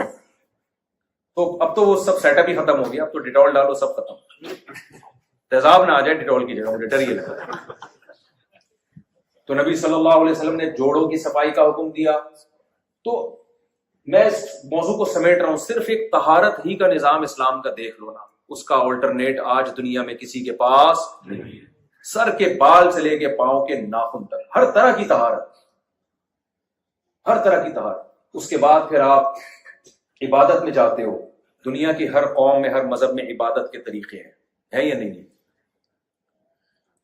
آپ مذہبی عبادت گاہیں دیکھ لو، دنیا کی مختلف مذہبوں کی عبادت گاہوں میں جاؤ اور پھر مسجد میں آؤ. زمین آسمان کا فرق آپ کو بولو. زمین آسمان. اس میں زیادہ ڈیٹیل میں نہیں جاتا، کسی مذہب کا مذاق اڑانا مقصد نہیں. 5 ٹائم نماز دی ہے، اس نماز جیسی عبادت دنیا کے کسی مذہب میں ہے؟ بولو. کیسے سجدہ ہوتا ہے بھائی، اللہ کا واسطہ آپ لوگ یہاں میلبرن میں مسجدوں کو آباد کرو، اللہ کا واسطہ. اگر آپ اپنی نسلوں کو بچانا چاہتے ہو نا برائی سے، کہ بہت افسوس ہوتا ہے کہ مسجدیں آباد نہیں ہیں، مسجدیں بنا دی بڑی ٹائٹ ہو، صفیں آدھی صفیں ہوتی ہیں اس میں. فجر کی بات کر رہا ہوں، باقی ظہر اثر میں تو ہوتے ہیں نمازی، رمضان میں بھی رپورٹ ہے کہ بہت نمازی ہوتے ہیں. لیکن آپ کے لیے نا یہاں اپنی اولادوں کو مسجد میں لانا زیادہ ضروری ہے، کیونکہ وہی حشر ہوگا جو میں نے بتایا نا، جو 150-100 سال پہلے آ کے مسجدیں بنا کے گئے، ان کی اولادیں مرتد ہو چکی ہیں. تو مسجد بنانے سے ایمان محفوظ نہیں ہوتا، مسجد بنانے کے بعد اس کو آباد کرنا ایمان کی حفاظت کے لیے ضروری ہے. تو اللہ کا واسطہ مسجدوں کو آباد کریں آپ لوگ. یہ آپ کو بڑھاپے میں کام آئے گی. جب آپ کے بچے مسجدوں میں آئیں گے نا تو بڑھاپے میں آپ کی خدمت کریں گے. اور اگر آپ نے ان کو اللہ رسول سے دور کر دیا تو آپ کا بڑھاپا بہت ڈینجرس گزرے گا. جو سیکولر اور لبرل لوگ ہوتے ہیں نا، جوانی میں عیاشی ہوتی ہے، ذرا سی جوانی ڈھل گئی تنہائی کھانے لگتی ہے. ہمارے پاس کیسز آتے رہتے ہیں صبح شام، مفتی صاحب میں نے اپنے بچوں کو کیا کچھ نہیں کھلایا، ساری زندگی ان کے پہ میں نے نثار کر دی، آج میں تنہا بوڑھا کھانس رہا ہوتا ہوں، کوئی بچہ میرے پاس میری تنہائی دور کرنے کے لیے بیٹھنے کے لیے تیار نہیں ہے. یہ حشر ہوگا آپ کا فیوچر میں. بچے کو دین اور مذہب سکھاؤ گے، جو اللہ کو مانتا ہے نا وہ اللہ کا حکم سمجھ کے بوڑھے باپ اور بوڑھی ماں کی خدمت کرے گا. ہماری خواتین بھی لبرل سیکولر بنتی جا رہی ہیں، پردہ اٹھا کے پھینکتی ہے، کیا ہے یہ برقع کیا ہوتا ہے ایکچولی وغیرہ وغیرہ جو آج کل ڈائلگ چلتے ہیں. ٹھیک ہے آپ پردہ نہ کریں، ابھی بڑھاپا بہت ڈینجرس ہوگا آپ کو، یہ بتا دوں. کیونکہ جو عورت پردہ نہیں کرے گی اس کی بچی پردہ بولو. ہمارے ایک دوست کے ساتھ واقعہ ہوا، ان کی وائف جب ذرا ایجڈ ہوئی تو ڈپریشن میں جانے لگی. بچیاں پردہ نہیں کرتی تھیں، عجیب سے بےہودہ لباس، اور ہم جب بے پردگی آتی ہے تو حیا بھی ختم ہوتی ہے اور ماں باپ سے بدتمیزی آٹومیٹیکلی آنے لگتی ہے. جب حیا گئی نا تو ساری برائیاں آتی ہیں، یہ ذہن میں رکھنا. تو خاتون نے کیا کیا، یو ایس اے میں تھی وہ، انہوں نے توبہ طائف کی کہ بھائی میں اللہ کے دین پر آتی ہوں، یہ تو غلط کر دیا میں نے، زندگی خراب کی، اب بچے بھی ہاتھ سے نکل گئے، اب میں پردہ کرتی ہوں. تو جب انہوں نے پردہ کرنا شروع کیا، نماز روزہ شروع کیا، تو پھر انہوں نے بچیوں سے کہا دیکھو بیٹا تم بھی پردہ کرو. بچیوں نے کہا امی آپ نے لائف کو انجوائے کر لیا نا، کیا خیال اب ہمیں بھی کریں، جب ہم آپ کی ایج کو پہنچیں گے ہم بھی کریں گے. تو بیچاری خون کے آنسو رو رہی تھی. تو یہی ہوگا، وہ کہا تھا نا یہ تو ہوگا. اس لیے جو خواتین بیان سننے کے لیے آئی ہوئی ہیں ان سے میں گزارش کرتا ہوں آپ کے فائدے کے لیے، آپ آج اپنے گھر میں پردے کا ماحول پیدا کر لو. بچیوں کو پورا پراپر ڈریس سمجھا دیا کرو، سختی تو نہیں کر سکتے نا، سمجھا دیا کرو کہ بھئی ایک یہ راستہ ہے اور ایک یہ راستہ. بیٹا یہ ہمارے مذہب کا راستہ ہے، یہ ہمارے کلچر کا راستہ ہے، اس میں حیا ہے. بچیاں ماں کو بہت زیادہ فالو کرتی ہیں، ماں کو فالو کرتی ہیں بچیاں. اگر وہ پردہ کریں گی، پراپر ڈریس میں رہیں گی، کل وہ آپ کی بھی خدمت کریں گی، کل وہ آپ کو بھی عزت دیں گی. تو اللہ کا حکم سمجھ کے تو میرے بھائی ماں باپ کو رکھا بھی جا سکتا ہے، ان کی برداشت بھی کی جا سکتی ہے. جو اللہ کو نہیں مانتا وہ ماں باپ کس کھیت کی مولی ہو گئے. پھر وہ سمجھتے ہو گے نہیں سمجھتے ہو تو اپنا بڑھاپا اچھا چاہتے ہو نا تو اپنے بچوں کو کیا سکھاؤ، دین سکھاؤ. ہمارے دوست نے، میں خود اپنے واقعہ، ہماری دادی کا انتقال ہوا، کس طرح ہمارا گھرانہ رو رہا تھا. اب تو سب انڈین پاکستانی اور بنگلہ دیشی زیادہ بیٹھے ہوئے ہیں نا یہاں پہ. کیسی دادیوں کے مرنے پہ لوگ رو رہے ہوتے ہیں. تو کیا تم یہ چاہتے ہو تمہارے مرنے پہ بچہ بولے ابا وڑ گئے اچھا ہوا، بڈھے سے جان چھٹی ہماری؟ یہ چاہتے ہو؟ یا اولڈ ہاؤس سے فون آئے کہ یار اٹھا کے لے جاؤ، جو مذہبی رسومات کرنی ہے وہ کر لو. تو ہمارے، کیونکہ ہمارے باپ داداؤں نے ہمیں مذہب سکھایا تو ہمیں ان کے جانے پر خوشی کے بجائے غم ہوا. زندگی بھر ہم ان کو دعاؤں میں یاد رکھتے ہیں اور انشاءاللہ یاد رکھیں گے، موت تک یاد رکھتے رہیں گے انشاءاللہ.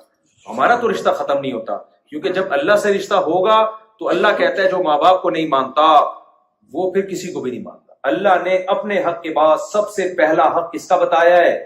والدین کا. تو آپ کو ماں باپ کے سامنے جھکنا پڑے گا، ان کی کڑوی کسیلی برداشت کرنی پڑے گی. تو یہ میں چند مثالیں میں نے آپ کو دی ہیں کہ اسلام کا کوئی بھی نظام آپ اٹھا کے دیکھ لو محفوظ بھی ہے الحمدللہ، اور دوسرے نظاموں سے کمپیئر کرو تو سپیریئر بھی کون ہے؟ اسلام ہے۔ یہ اس کی علامت ہے کہ محمد صلی اللہ علیہ وسلم کا یہ پیش کردہ نظام آپ کا ذاتی نہیں تھا، بلکہ یہ کس کا ہے؟ یہ اللہ۔ اس کتاب کو دیکھ لو، 1400 سال سے محفوظ ہے، کتاب پہ رائٹر کا نام نہیں ہے، اور کتاب 1400 سال سے کیا ہے؟ بولو، محفوظ ہے۔ کیسی عجیب کتاب ہے یار، ایک لفظ میں بھی تحریف نہیں ہوئی۔ دنیا میں سب سے زیادہ پڑھی جانے والی کتاب قرآن، دنیا میں سب سے زیادہ سنی جانے والی کتاب قرآن، دنیا میں سب سے زیادہ سمجھ کے پڑھی جانے والی کتاب قرآن، بغیر سمجھے پڑھی جانے والی کتاب قرآن، کھڑے ہو کے ہاتھ باندھ کے سنی جانے والی کتاب قرآن، کھڑے ہو کر گھنٹوں گھنٹوں ہاتھ باندھ کر پڑھی جانے والی کتاب قرآن، سب سے زیادہ بے سمجھے یاد کیے جانے والی کتاب قرآن، سب سے زیادہ سمجھ کے یاد کی جانے والی کتاب کون سی ہے؟ قرآن۔ سب سے زیادہ دنیا میں درس کس کتاب کے ہوتے ہیں؟ قرآن کے۔ پیش کرنے والا وہ ہے جو نہ لکھنا جانتا ہے اور نہ پڑھنا جانتا ہے۔ عجیب بات ہے یا نہیں میرے بھائی؟ نہیں یاری میرے خیال سے سمجھ میں پیش کرنے والا جو ہے اس کتاب کو، جس کو اتنی مقبولیت ملی، وہ نہ لکھنا جانتے ہیں اور نہ پڑھنا جانتے ہیں۔ اور کمال کی بات ہے، جس پیغمبر نے یہ کتاب پیش کی جو نہ لکھنا جانتے نہ پڑھنا جانتے، وہ خود لکھوایا کرتے تھے دوسروں سے جب آیتیں نازل ہوتی تھی کہ بھائی مجھے تو لکھنا نہیں آتا، آپ کیا کرو، آپ لکھو، اس چمڑوں پہ لکھی جا رہی ہے، ایسی محفوظ ہوئی ہے، ایسی محفوظ ہوئی ہے، ایک ایک حرف۔ قاری لوگ کیسے نکلواتے ہیں نا بچے کے حلق سے، بھائی ہاں ہے تو ہاں ہے، ہاں نہیں ہے، اتنی چینجنگ نہیں ہوئی ہے، ایسا نکلواتے ہیں۔ وہ کہہ رہے تھے ہاں نکالو، ہاں بچے سے نکل نہیں رہا تھا، بولا حلوہ بولو، حلق سے نکالو حلوہ۔ ماں نے کہا میں پکا کے لے آتی ہوں، بچے کے حلق پہ تجربے نہ کرے۔ قاری لوگ یہاں بھی ہے نا ماشاءاللہ۔ تو ایک ایک لفظ کیا ہے، ایسا خاندانی طریقے سے محفوظ ہوا ہے، ایسا خاندانی طریقے سے۔ دنیا کی 1400 سال پہلے زبانیں اس طرح محفوظ نہیں۔ میں نے کہیں یہ بیان کیا تو ہندو نے کمنٹ کیا بھائی 1400 سال پہلے سنسکرت زبان جو ہے تو صدیوں پرانی ہے۔ پرانی ہے، ہم کب کہہ رہے ہیں، وہ کنڈیشن میں نہیں ہے جو 1400 سال پہلے۔ 1400 سال پہلے کا کوئی فارسی بولنے والا یا کوئی بھی زبان بولنے والا اٹھ کے آ جائے، آج بات کرے، آپ کو سمجھ بھی نہیں آئے گا کیا کیا ہے۔ لیکن 1400 سال پہلے نبی صلی اللہ علیہ وسلم کا دور کا کوئی عربی آ جائے اور آپ سے بات کرے، اس انسانوں سے کلام کرے، دنیا کے 20 ملک اس کی بات سمجھ رہے ہوں گے کیا کہہ رہے ہیں۔ 20 لوگ نہیں، 20 ملک میں رہنے والے کروڑوں انسان، اور جو عرب کنٹری نہیں ہے ان میں بھی جو علماء ہیں جو عربی جانتے ہیں وہ بھی سن رہے ہوں۔ عربی میں پانی کو 1400 سال پہلے کیا کہتے تھے؟ الماء، آج بھی کیا کہتے ہیں؟ الماء۔ آسمان کو کیا کہتے تھے؟ سما، آج بھی کیا کہتے ہیں؟ سما۔ زمین کو کیا کہتے تھے؟ ارض، آج بھی کیا کہتے ہیں؟ ارض۔ مرد کو کیا کہتے تھے 1400 سال پہلے؟ اور رجل، آج بھی کیا کہتے ہیں؟ رجل۔ عورت کو کیا کہتے تھے 1400 سال پہلے؟ امرأہ، آج بھی کیا کہتے ہیں؟ امرأہ۔ بچھونے کو 1400 سال پہلے کہتے تھے مہد، آج بھی کیا کہتے ہیں؟ مہد۔ درہم کو 1400 سال پہلے کیا کہتے تھے؟ درہم، آج بھی کیا کہتے تھے؟ کیا کہتے ہیں؟ درہم۔ چاندی کو کہتے تھے فضہ، آج بھی کیا کہتے ہیں؟ وہ والی فضہ نہیں جس کی طرف آپ کا دماغ جا رہا ہے، فضہ۔ 1400 سال پہلے سونے کو کیا کہتے تھے؟ ذہب، آج بھی کیا کہتے ہیں؟ ذہب۔ سورج کو 1400 سال پہلے کہتے تھے شمس، آج بھی کیا کہتے ہیں؟ شمس۔ چاند کو 1400 سال پہلے کیا کہتے تھے؟ قمر، آج بھی کیا کہتے ہیں؟ قمر۔ نام کو کیا کہتے تھے؟ اسم، آج بھی کیا کہتے ہیں؟ اسم۔ قرآن کی وجہ سے ایک زبان ہمیشہ کے لیے محفوظ ہو گئی، کیونکہ اللہ نے قرآن کی حفاظت کرنی تھی۔ اللہ نے کہا اگر لینگویج اور زبان کی حفاظت نہیں تو قرآن ضائع ہو جائے گا، اللہ نے پوری زبان کو محفوظ کر دیا۔ ایک گورے کی تحقیق بتا رہا ہوں آپ کو۔ گورا کہتا ہے، مجھے انشاءاللہ مجھے چونکہ اب یہ میں فی البدیہی بات کر رہا ہوں نا، اگر پہلے سے پلان ہوتا تو میں اس کا حوالہ لے کر آتا۔ ایک گورے نے لکھا ہے کہ اگر کوئی شخص یہ چاہتا ہے کہ میری ریسرچ ہمیشہ محفوظ رہے تو اس کو اپنی ریسرچ عربی زبان میں تحریر کرنی پڑے گی، کیونکہ 1200 سال پہلے جو کتابیں مسلم سائنسدانوں نے لکھی ہیں، مسلم اسکالرز نے لکھی ہیں، محدثین نے لکھی، فقہاء نے لکھی، آج 1200 سال کے بعد بھی وہ چینج وہ عربی سمجھ میں آ رہی ہے۔ میں نے قدوری کی مثال دی، یہ تو 1200 سال تقریباً 1300 سال 1100 سال پرانی کتاب ہے۔ ہم جو عربی ادب کی کتابیں مدرسوں میں پڑھتے ہیں، نبی صلی اللہ علیہ وسلم کے زمانے سے 40 سال پہلے کی پرانی، یعنی 40 سال پرانی شاعری ہے۔ حافظ ابن حجر نے 700-800 سال پہلے کتابیں لکھی ہیں۔ امام محمد جو امام حنیفہ کے شاگرد تھے، انہوں نے تقریباً 1200 سال پہلے کتابیں لکھی ہیں جو اسلامی لا ہے، جو آج بالکل ایسے سمجھ میں آتا ہے جیسے آج کی زبان. جتنی کتابیں ہیں نا عربی پرانی قدیم، کوئی چینجنگ نہیں ہوئی ہے ان میں، 100% سمجھ میں آ رہی ہوتی ہیں A to Z. لیکن اگر آپ انگلش کی طرف جاؤ، 200 سال پہلے کی انگلش آج کا گورا، بلکہ 100 سال پہلے کی انگلش آج کا گورا نہیں سمجھے. اور گورے خود اعتراف کرتے ہیں اس میں 100 سال کے بعد جو انگلش بولی جائے گی وہ آج. اردو مرزا غالب کے زمانے کی دیکھ لو. مرزا غالب کے دور کی اردو یہ تھی کہ ایک آدمی حکیم صاحب کے پاس گیا، حکیم صاحب خطوطان بھیجا میں کچھ حالت خانہ جنگی سی ہو رہی ہے. حکیم نے بولا کون سے کنٹری میں جنگ ہو رہی ہے بھائی؟ خطوطان، وہ مرزا غالب کے دور کا آدمی تھا، پیدا اس زمانے میں ہو گیا.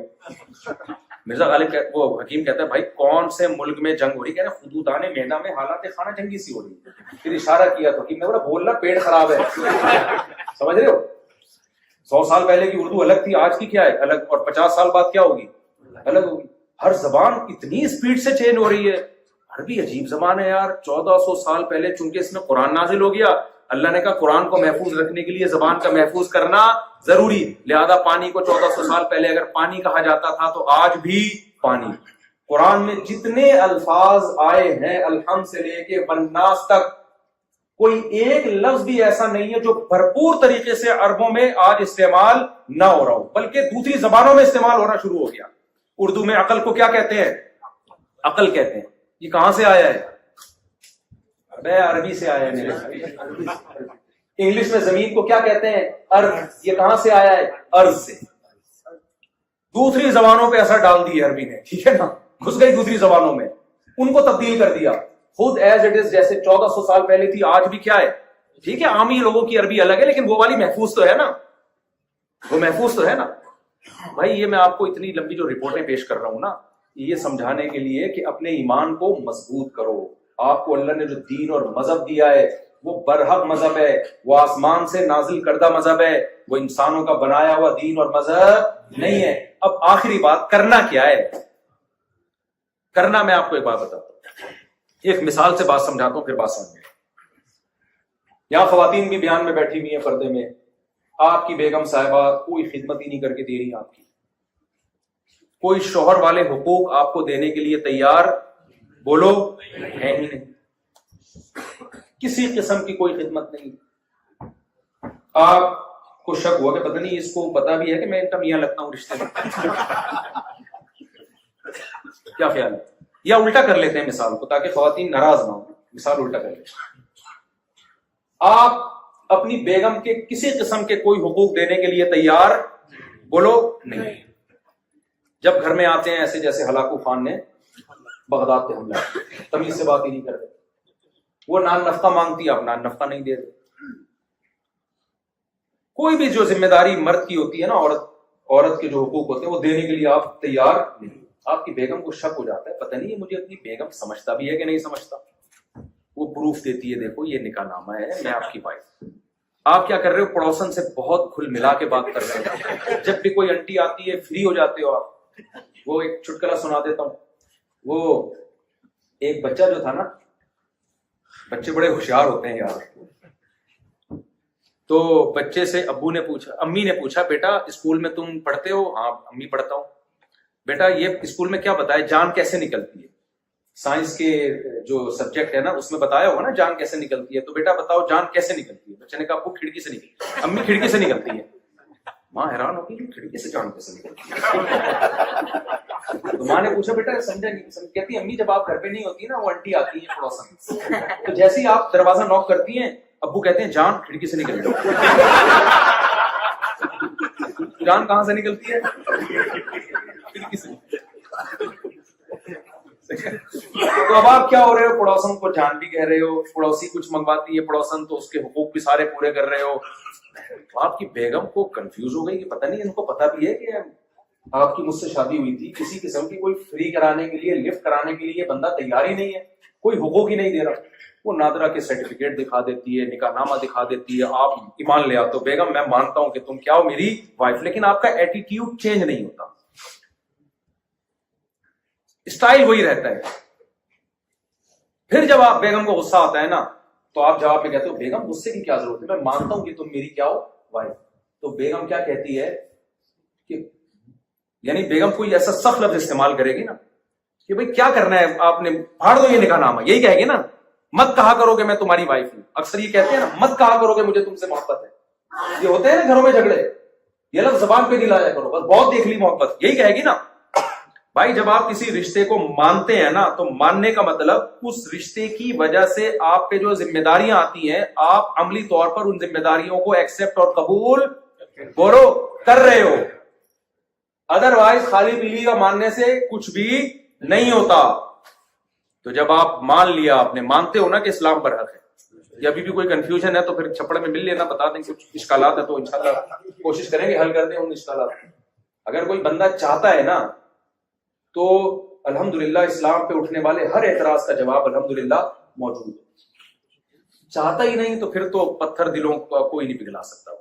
قرآن نے بھی مثالیں دی ہیں کہ کچھ پتھر ایسے ہوتے ہیں کہ جو اللہ کے خوف سے لڑک جاتے ہیں، لیکن کچھ دل ایسے ہوتے ہیں کہ جن کے سامنے جتنی مرضی تقریریں کی جائیں وہ اپنی جگہ سے ہلنے والے نہیں ہوتے۔ پتھر میں بھی کچھ نہ کچھ اللہ نے اثر قبول کرنے کی صلاحیت رکھی ہے۔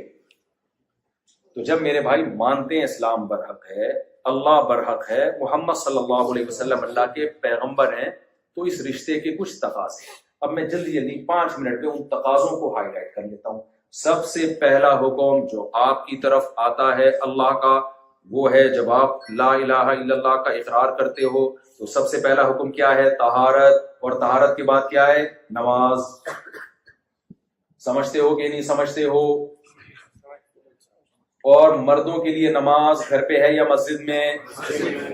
اللہ تعالیٰ قرآن مجید میں فرماتے ہیں کہ فی بیوت اذن اللہ ان ترفع ویذکر فیہا اسمہ یسبح لہ فیہا بالغدو والآصال رجال لا تلہیہم تجارۃ ولا بیع عن ذکر اللہ۔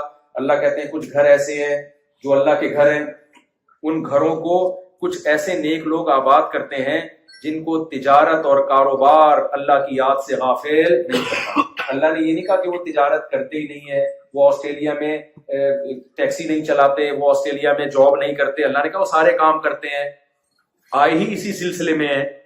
سمجھ رہے ہیں نا، نماز پڑھنے کے سلسلے میں آنا ہوتا تو وہی نہیں پڑھ لیتے، وہ آئے تو کمانے کے سلسلے میں۔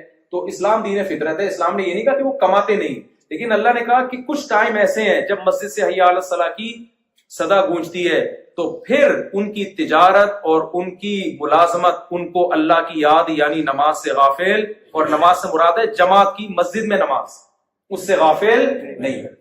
جتنی خواتین یہاں بیٹھی ہیں اور جتنے مرد یہاں بیٹھے ہیں عزم کریں، میں بھی ارادہ کرتا ہوں بھائی 5 ٹائم مسجد میں حاضری کے ساتھ ہم نے نماز پڑھنی۔ عورت کے لیے گھر کی نماز مسجد سے افضل ہے، افضل یہی ہے کہ وہ گھر میں نماز پڑھے، لیکن کہیں بیان ہوتا ہے جیسے جمعے کے بیان تو میری رائے یہ ہے کہ اس کو پھر مسجد میں آنا چاہیے تاکہ عورت کا مسجد سے رشتہ بولو مسجد ہے، کیونکہ اب ہر جگہ خواتین جا رہی ہیں مسجد میں، مولوی صاحب ڈنڈا لے کے کھڑے ہوتے مسجد میں آنا اجازت نہیں ہے، تو وہ کیا وہ کہتی ہے کہ فلم ہی ٹھیک ہے کیا کہہ رہے ہیں، تو کام زمانے کے حساب سے ہوتے ہیں نا۔ تو 5 ٹائم پابندی سے نماز پڑھنی ہے، اور خاص طور پہ خواتین کے لیے، کیونکہ بچے ماؤں کے کنٹرول میں ہوتے ہیں۔ باپ خود ماں کے کنٹرول میں جب ہے تو بچے کہاں سے کنٹرول میں؟ زمانہ ہے بھائی، بچے کس کے کنٹرول میں؟ ماں کے کنٹرول میں۔ تو مائیں بچوں کو نماز سکھائیں، بچوں کا مسجد اور مدرسے سے رشتہ ختم نہ کریں۔ آپ آسٹریلیا میں تلاش کریں، مدارس الحمدللہ بہت ہیں یہاں، اور بنائیں مدارس جو مدارس صحیح علماء ہو، کیونکہ یاد رکھو مدارس میں بھی دونوں طرح کے مولانا، دیر آر 2 types of مولاناز۔ پاکستان میں تو مدرسوں کے نام پہ دھندا بھی طبیعت سے ہوتا ہے، گراؤنڈ ریئلٹی ہے۔ پاکستان میں کمانے کا بہترین طریقہ یہ ہے کہ 4 دیواری کھڑی کرو، کچھ بچے ادھار لے کر آؤ کہیں سے جو دیکھنے میں یتیم لگیں غریب سے لگیں، تو ان کے نام پہ پھر نوٹ چھاپتے رہو، اور 2-4 قاری لا کے بٹھا دو، قرآن پڑھا رہے ہیں اور مدرسہ ہے، تو بہت لوگوں نے کروڑ روپے کمائے ہیں۔ تو سارے مدرسے نہیں، الحمدللہ بہت اچھے ہیں، تبھی تو الحمدللہ علماء بھی پیدا ہو رہے ہیں، لیکن بہت سے یہ ڈرامے بازی بھی ہو رہی ہے۔ تو اب میں جا کے لوگوں کو ہائی لائٹ تو نہیں کر سکتا، دشمنی ہوں گی، کیس ہو جاتے ہیں، بڑے مسائل ہوتے ہیں، لیکن میں خود پرسنلی جانتا ہوں ایسے لوگوں کو۔ जिन्होंने माशाल्लाह ऐसे नोट छापे हैं, 4-4 शादियां भी की हैं। इससे पहले एक साहब आए, मेरी 4 शादियां, मैंने कहा करते हुए मदरसे का मोहतमीम, मुझे एकदम काम, मेरे कान खड़े हुए, मैंने कहा अल्लाह खैर, ये इसके पास जो पैसा आया ना मदरसे का मोहतमीम भी और शादी भी कर रहा है, तो इंक्वायरी की पता चला 2 नंबर आदमी। जरूरी नहीं कि जिस मदरसे के मोहतमीम ने 4 शादियां की हो तो वो 2 नंबर है, लेकिन वो वाला मैं तो वैसे भी किसी मदरसे का मोहतमीम नहीं हूं भाई। तो 2 नंबरियां भी बहुत हैं, दबा के 2 नंबर। मैं तो जामिया रशीद में पढ़ाता हूँ, उस्ताद हूँ, वहाँ की इंतजामी भी नहीं हूँ, लेकिन जामिया रशीद से मेरा बड़ा कल्बी रिश्ता जरूर है, क्योंकि आज मैं टूटा फूटा जो दीन की खिदमत कर रहा हूँ, इसके पीछे कौन है? जामिया रशीद। उनका एक विजन है, उनका एक हदफ है। लेकिन बहरहाल मदरसों में जैसे वहां 2 नंबरियां होती हैं, तो अब जब यहाँ मदरसे खुलेंगे तो कुछ मुखलिस लोग खोलेंगे और कुछ लोगों को अंदाजा हो जाएगा भाई पैसे कमाने का, और के लिए में बेरोजगार घूम रहे थे, चलो एक अच्छा तरीका आया, मुफ्ती साहब भी मदरसे की तरगीब देकर चले गए। देखो ट्रस्ट भी बनते हैं, यहाँ अकाउंटेबिलिटी बहुत ज्यादा है, लेकिन फिर भी जो 2 नंबर होता है ना, वो सब कुछ कर लेता है। तो ऐसे नहीं कि जो भी मुंह उठा के जो काम करना शुरू कर दे। आपने देखना है रिलायबल उलमा हो, संजीदा उलमा हो, तकवे वाले हो, अगर वो मदरसा चला रहे हैं तो आपने उनको भरपूर तरीके से सपोर्ट करना है। समझ में आ रही है बात कि नहीं आ रही? अगर इस्लाम को बाकी रखना चाहते हो तुम्हारा बुढ़ापा अच्छा गुजरे, औलादे इंसान के बच्चे बने, नेक बने, तो मदरसे को आपको बनाना पड़ेगा और सपोर्ट भी करना पड़ेगा, और मदरसे से रिश्ता भी बोलो ना जोड़ना पड़ेगा। तो खवातीन को भी चाहिए अपने बच्चों को दीन सिखाएं और घर में नमाज की पाबंदी करें, ताकि इस्लाम से, और पर्दे की पाबंदी करें ताकि इस्लाम से रिश्ता जुड़ा रहे। और देखो औरत को अल्लाह ने पर्दे का जो हुक्म दिया मर्द की अय्याशी खत्म करने के लिए। जब पर्दे में होगी तो मियाँ को देखने के लिए अपनी बीवी के अलावा कोई भी नहीं मिलेगा। हजरत हकीम अख्तर साहब रहमहुल्लाह फरमाया करते थे, जब सारी औरतें पर्दे में होंगी तो मियाँ ले दे के बेगम के पास ही आएगा, कुछ मिलेगा ही नहीं। आज घर से बाहर निकलता है तो हर औरत दावत दे रही होती है उसको, तो नुकसान किसका होता है? वो बीवी जो घर में तुमसे वफा करके बैठी हुई, तो अल्लाह ने उसका हक रखा है, अंटियों का हक समझते हो कि नहीं समझते? तो खिड़की से सिर्फ जो सच्ची मुच्ची की जान है ना बॉडी में, वो निकलनी चाहिए, इसके अलावा कोई जान नहीं चाहिए। तो एक काम ये करना है। दूसरा काम आपने, पहला नमाज हो गया, दूसरा क्या हो गया? मस्जिद और मदरसे से रिश्ता मजबूत। तबलीग में भी वक्त लगा लिया करो, गाहे बगाए कुछ 3 दिन 40 दिन अल्लाह रसूल का नाम सुनने को मिलता है, इंसान का ईमान थोड़ा सा ताजा रहता है। और खानदानी काम क्या करना है मेरे भाई? अहम तरीन बात यह है कि जितने भी यंग जनरेशन है या नौजवान बैठे हैं, कतअन शराब कबाब की तरफ मत जाओ। कोई जिना की दावत देता है उसको ठुकराओ।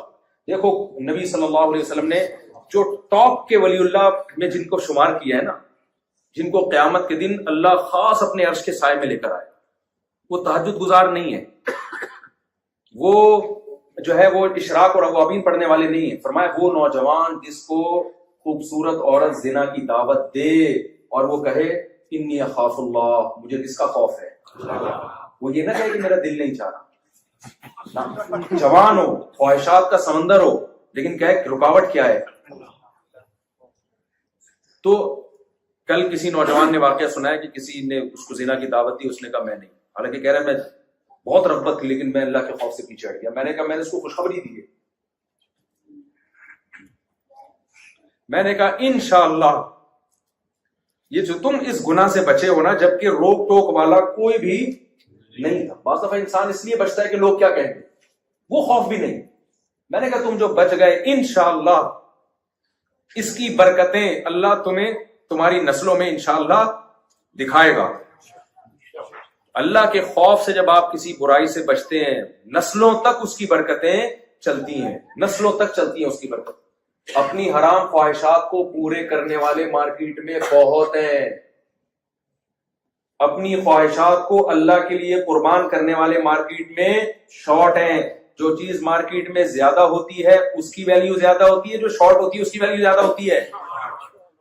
जिना करने वाले बहुत मिल जाएंगे आपको भाई, मौका मिले फिर भी बच जाए। ये लोग क्या है मार्केट में? शॉर्ट। तो अल्लाह की नजर में करने वालों की कोई वैल्यू नहीं है, बचने वालों की कम वैल्यू नहीं बल्कि बहुत ज्यादा वैल्यू, क्योंकि पहले ज्यादा लोग बचते थे, कम लोग करते थे, अब ज्यादा कर रहे हैं, कम लोग बच रहे हैं। तो अब अल्लाह की नजर में जिना से बचने वालों की वैल्यू पहले से बहुत ज्यादा बढ़ गई है। अगर किसी से ये जुर्म हो गया है, रो के गिड़गिड़ा के अल्लाह के सामने तौबा करे हो, توبہ کرے اللہ کے سامنے گر گڑائے, اللہ آئندہ کبھی نہیں کروں گا.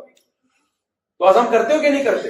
جو حلال اللہ نے پیدا کیا بھائی, اللہ نے تمہاری بیوی کو پیدا کیا, اس کو محبت ہو. ہمارے نبی کتنی محبت دے رہے ہیں اپنی زوجہ کو, جہاں سے منہ لگا کے پانی پی رہی ہے گلاس میں, اسی جگہ برتن میں آپ منہ لگا کے پانی پی رہے ہیں. تو میاں بیوی کے رشتے کو اللہ نے بنایا بھائی, اس کے علاوہ آپ کا کوئی اور رشتہ بولو نہیں ہے. وہ کام کرو جو پیغمبروں کی سنت ہے, اس کے علاوہ کوئی راستہ لیگل نہیں ہے آپ کے لیے. اور آخری بات بس یہ کر کے میں بیان ختم کرتا ہوں.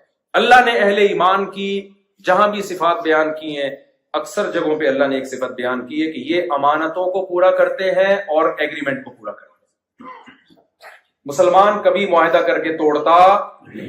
آپ جب ایک غیر مسلم ریاست میں رہ رہے ہو, آپ کا ایگریمنٹ مسلم سے ہو یا غیر مسلم سے, اسلام نے دونوں ایگریمنٹس میں کوئی فرق نہیں رکھا. ایک حدیث میں ہر جگہ سنا رہا ہوں, یہاں بھی سنا کے بعد ختم کرتا ہوں. نبی صلی اللہ علیہ وسلم نے یہ حدیث میں, جاپان میں بھی جتنے میرے بیان ہوئے ہر بیان میں سنا, آسٹریلیا میں میرا دوسرا بیان ہے, پہلے بیان میں بھی سنائی, دوسرے میں بلوک ہو سکتا ہے تھک گیا سن کے, میں بول کے نہیں سنوں. نبی صلی اللہ علیہ وسلم کا صلح حدیبیہ میں مشرکین سے معاہدہ ہوا. معاہدہ کس سے ہو رہا ہے؟ مشرکین جو آپ کے خون کے پیاسے تھے, لڑنے کے لیے بیٹھے ہوئے تھے.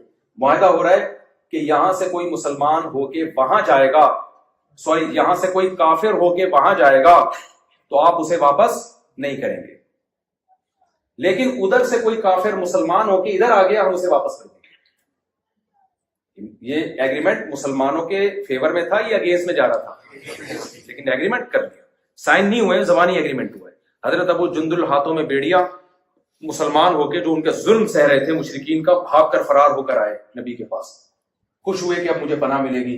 مشرکین نے کہا آپ کا ہم سے ایگریمنٹ ہوا ہے, ان کو واپس کریں. آپ بتاؤ دل پہ کتنے پتھر رکھ کے یہ کام ہوا ہوگا نا. ایک اپنا مخلص ساتھی جو ایمان قبول کر کے آیا ہے اور ڈر ہے کہ واپس کیا تو اس کو قتل بھی کر سکتے ہیں یہ, لیکن پیغمبر صلی اللہ علیہ وسلم حضرت ابو جندل کو مشرکین کے حوالے کر, حالانکہ ابھی ایگریمنٹ پہ سائن کیوں؟ زبان. بھائی محمد صلی اللہ علیہ وسلم اللہ کے پیغمبر ہیں, میسنجر آف گاڈ ہیں, زبان دے کے واپس ہو جاتے تو آج آپ کے لیے بھی معاہدوں کو توڑنے کی گنجائش مل جاتی. بتایا کہ جو قرآن میں ہے کہ ایمان والے ایگریمنٹ اور معاہدوں کو توڑتے نہیں ہیں. آپ اگر یہاں آسٹریلیا میں رہ کر, یہاں جو آپ کو جو ریزیڈینشل ویزا ملا یا آپ کو مکمل نیشنلٹی مل گئی تو کچھ ایگریمنٹ ہوئے ہوں گے نا آپ کے, یا آپ جب ویزا لینے کے لیے آپ نے اپلائی کیا تو جیسے ہی آپ نے اپلائی کیا گورنمنٹ نے دھکا دے کے آپ کو آسٹریلیا بھیج دیا, کچھ تو پیپر پہ سائن کیے ہوں گے نا. کیا ہو گیا بھائی؟ کچھ تو سائن کیے ہوں گے نا. جب نیشنلٹی یا پاسپورٹ مل رہا ہوگا اس وقت بھی کچھ سائن کیے ہوں گے نا آپ نے. تو ان میں بھائی بہت سارے ایگریمنٹ ہیں جس کے آپ کیا ہو پابند. ان میں ایک بڑا ایگریمنٹ جس کی مخالفت کی جاتی ہے ٹیکس چوری کرنا. سمجھتے ہو گے نہیں سمجھتے؟ یہ بہت زیادہ ہو رہا ہے. میں جرمنی گیا, مجھے کیا پتا تھا, میں نے تو اس ٹاپک پر بیان کیا. وہاں پتا چلا کہ وہاں پتا چلا کہ یہ تو بہت سارے مسلمان گڑبڑ کر رہے ہیں ٹیکس میں. قرآن میں اللہ تعالیٰ کا ارشاد ہے تباہی ہے ان لوگوں کے لیے جو اپنا حق لینے کی باری آتی ہے, 30ویں پارہ ویل للمطففین, جب لینے کی باری آتی ہے تو پورا حق لیتے ہیں, جب حق دینے کی باری آتی ہے تو اس میں ڈنڈی مارتے ہیں. آپ جب یہاں گورنمنٹ کی سہولتوں سے علاج میں اور مختلف چیزوں میں فائدہ اٹھاتے ہیں تو ایک پراپر انسان ہونے کی حیثیت سے, شہری ہونے کی حیثیت سے پورے بینیفٹس حاصل کرتے ہیں. جب گورنمنٹ آپ سے کہتی ہے کہ آپ اپنی ذمہ داری پوری کریں تو اس میں آپ کیا کرتے ہیں؟ بولو, ڈنڈی مارتے ہیں. تو گورنمنٹ آپ کو جو سزا دے گی وہ بہت کم ہوگی اور ہو سکتا ہے آپ گورنمنٹ کی چھوٹ سے نکل جائیں. اللہ آپ کو نہیں چھوڑے گا. اللہ کہے گا میرے حبیب صلی اللہ علیہ وسلم نے اپنے ساتھی کو ان کے حوالے کر دیا ایگریمنٹ کی بیس پہ, تم پیسے نکالنا تمہارے لیے مشکل ہو رہا ہے. جھوٹ بول کر رہ رہے ہیں, مجھے فلانے نے قتل کی دھمکی دی تھی, اسائلم لے کے آگے. بھائی کیوں جھوٹ بول رہے ہو یار؟ اللہ کی زمین بہت وسیع ہے, سچ بول کے آپ کو نیشنلٹی ملتی ہے, لے لو, نہیں ملتی تو ہمیں دیکھو نا یار کیا خیال ہے. اگر بھاگنا کسی کے لیے حلال ہوتا تو سب سے اسپیڈ سے کون سوسائٹی کے لحاظ سے دیکھا. کہتے ہیں نا دولہا گھوڑے پہ کیوں آتا ہے؟ اس لیے آتا ہے اس کو بتایا جاتا ہے آخری چانس ہے تیرے پاس. کیا خیال ہے؟ تو یار تمیز سے نیشنلٹی مل رہی ہے تو لے لو, جاب مل رہی ہے تو لے لو, جھوٹ کیوں بول رہے ہو؟ یہ ہو گیا تھا. ایک صاحب نے امریکہ کی نیشنلٹی کے لیے اپلائی کیا, میں نے ان سے پوچھا آپ کو کس بیس پہ, آپ کو تو نہ کوئی کچھ بھی نہیں آتا آپ کو, آپ کی نیشنلٹی پاکستان میں باقی رکھی ہوئی، اس سے ہمیں حیرانگی ہو رہی ہے، کچھ بھی نہیں، تک بھی نہیں آتا. اس نے کہا میں نے وکیل ہائر کیا. وکیل نے کیا کیا ہے؟ وکیل نے پورا کیس بنایا. وکیل تو ہر جگہ مل جاتے ہیں. علامہ اقبال نے ایسے ہی تھوڑی کہا تھا پیدا ہوا وکیل تو شیطان نے کہا لو آج میں بھی صاحب اولاد ہو گیا. وکیل تو ٹوپیاں کرا دے گا. جب وکیل آئے نا دنیا میں تو شیطان نے کہا چلو اللہ نے ہمیں بھی بال بچے دے دیے. یہ اردو میں نے ترجمہ کیا ہے شعر کا، اتنی آسان اردو. تو وہ کیا کیا انہوں نے کیا کیا کہ وہ کہتے ہیں کہ مجھے جو نیشنلٹی، میں نے کہا آپ کو کیسے؟ کہتے ہیں اصل میں وکیل نے پوری کہانی سنائی نا، وہ فلانے نے تنظیم والوں نے حملہ کیا تھا، پتہ نہیں کیا کچھ پورا ڈرامہ بنا کے ایسے دھماکے ہوئے اس کے قریب میں، زندہ پتہ نہیں کیسے. حالانکہ تو شب برات کا پٹاخہ بھی کسی نے نہیں پھوڑا اس کے قریب میں، کوئی پٹاخہ بھی نہیں پھوٹا ہو. ابے تم تمیز سے جہاں تمہیں روزی مل رہی ہے سچ بول کے وہاں کھا لو یار. اللہ کی زمین کیا ہے، بہت بڑی ہے. کیونکہ ایک دفعہ جھوٹ جس کی بنیاد ہو نا پہ ساری زندگی جھوٹ ہی چلتا ہے. تو اس لیے بھائی سچ بولنا سیکھو، قانون کو فالو کرنا سیکھو. یہاں آپ یہ امیج مسلمانوں کا بناؤ کہ یہاں کی گورنمنٹ کہے کہ یار مسلمان تو ہمارے جو پرانے شہری ہیں نا، یہ مسلمان ان سے بھی زیادہ اچھی لائف گزارنے ہیں. سمجھتے ہو گے نہیں سمجھتے؟ ایک دفعہ میں کہیں کسی کنٹری میں تھا، بہت لمبی لائن لگی ہوئی تھی نا ٹریفک کی، سائڈ میں راستہ تھا. ایک صاحب نے لائن توڑ کے نا، پاکستانی تھے وہ، جانے لگے. میں نے کہا یار یہ نہ کرو، دیکھو یہ اتنے گھنٹے سے لائن میں لگے ہوئے، تم بھی لگے. اس نے کہا بیوقوف ہے، میں تھوڑی بیوقوف. میں نے کہا یار سافٹ ویئر وہی ڈلے گا، وہ اپڈیٹ.